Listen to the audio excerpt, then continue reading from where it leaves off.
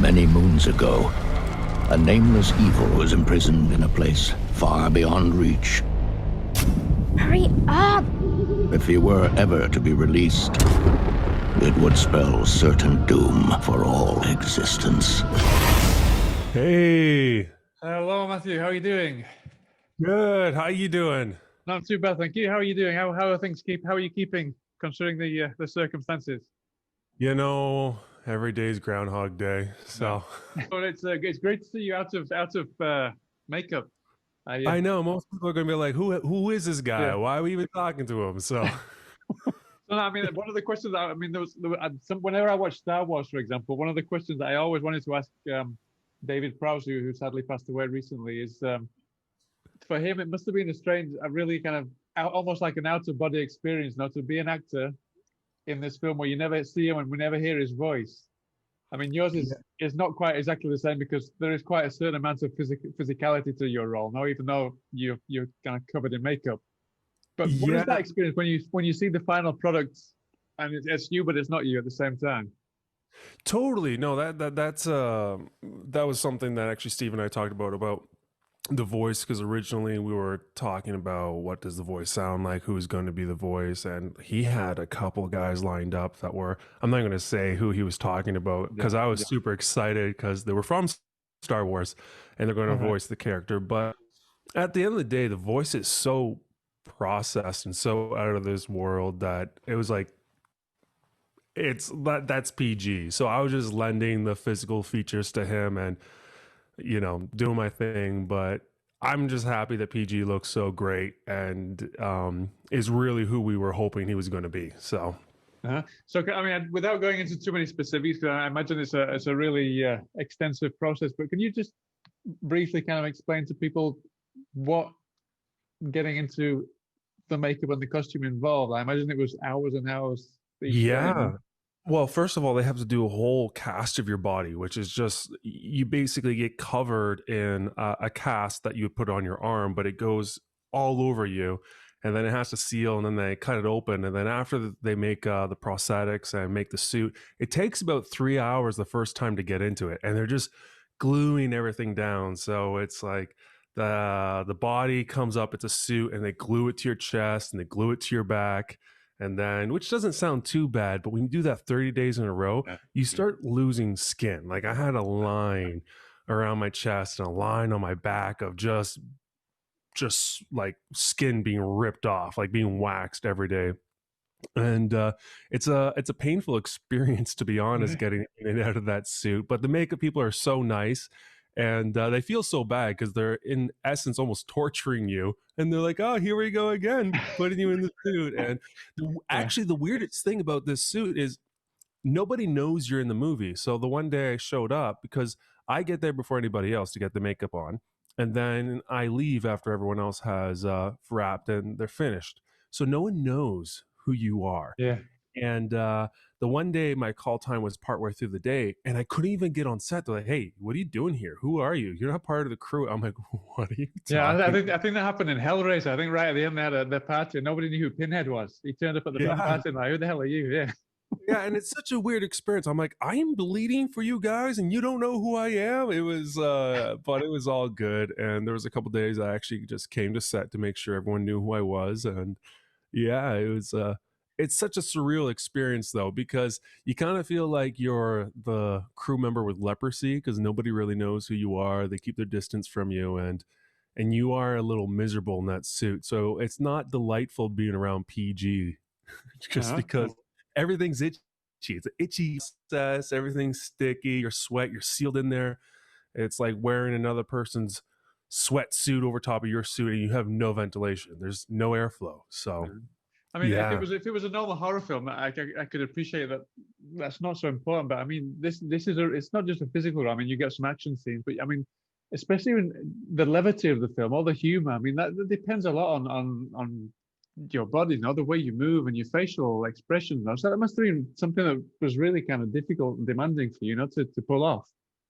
Yeah, no, there's a lot of time just wearing especially the face, just trying to get emotions to come through the face and trying to make sure that it's not too big, but it's not too small. And So yeah, Steve gave me a lot of advice before we filmed, and just kind of talked me through the motions, and I actually got to keep one of the face pieces just for, you know, stares at me on my shelf. So it's a lot of feedback. It's back and forth. Is this working? Is this not working? And yeah, it's very different. It's very different acting than acting without anything on. So and in the same vein, I mean, acting, especially with the kids, what makes monsters in horror films more believable? I mean, obviously this isn't, doesn't have to be completely believable. I mean, obviously it's larger than life, Sam, but what makes him even more larger than life is the fact that the way the other actors react to your character, no? So especially with the kids.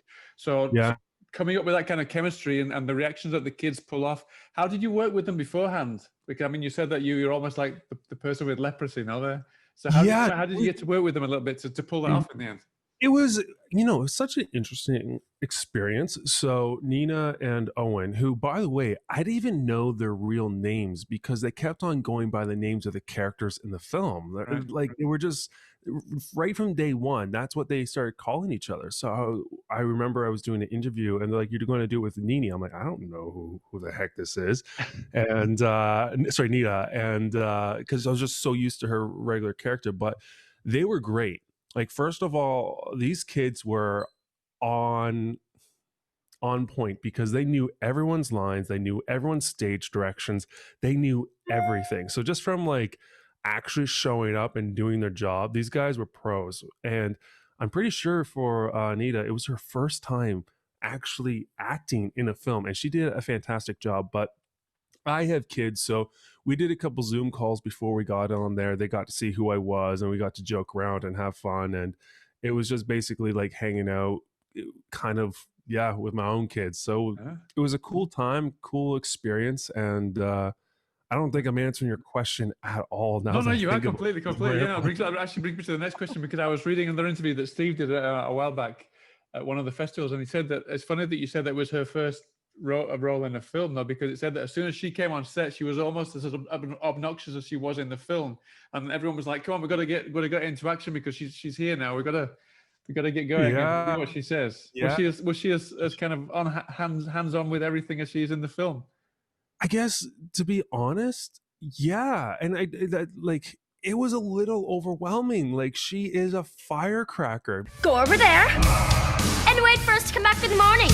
You will suffer an eternity for this. Bye.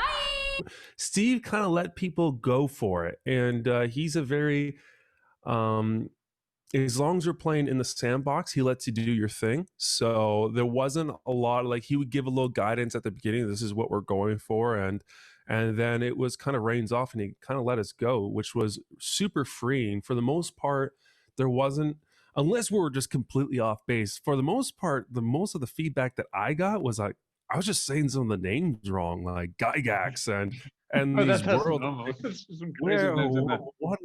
I'm like, how do you say this word? He's like, well, how do you think you say it? I'm like, you don't know, do you? You just wrote this down. He's like, well, I want to hear you say it. I'm like, all right.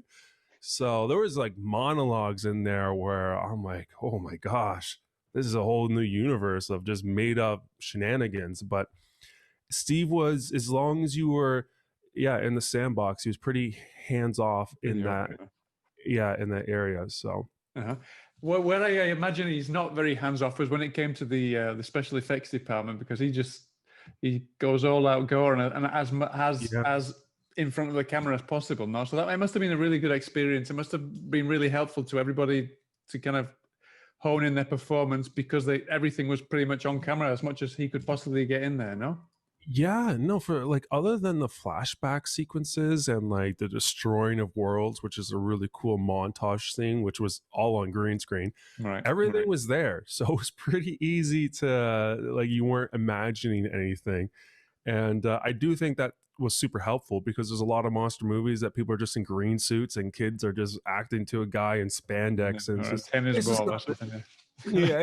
just not the same thing. And so I feel like part of the reason that this movie really works is because, like you said, Steve and his team just made everything, and there's so many creatures. Like, when you read this script, you're like, how is this possible? What is this going to look like?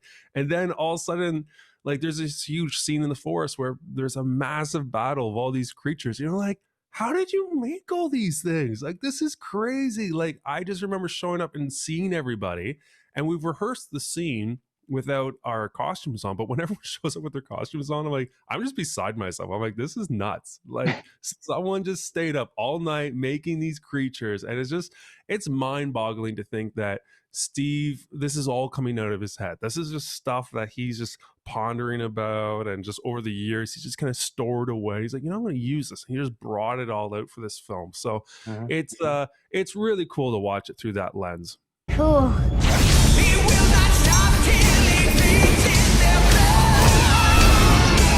The ultimate evil has awoken.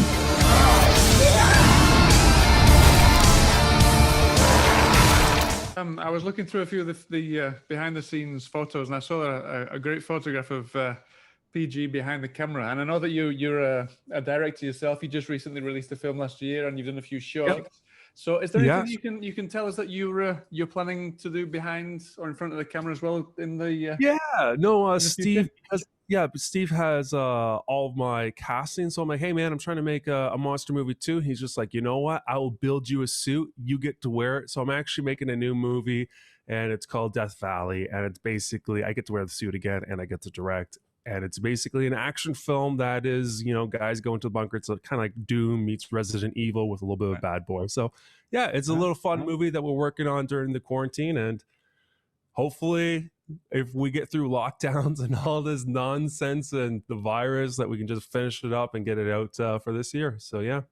That'd be great. Well, I wish you the best of luck with Psycho Goreman in the meantime. And I hope to be able to speak to you about this new project that you've got in the pipeline sometime soon.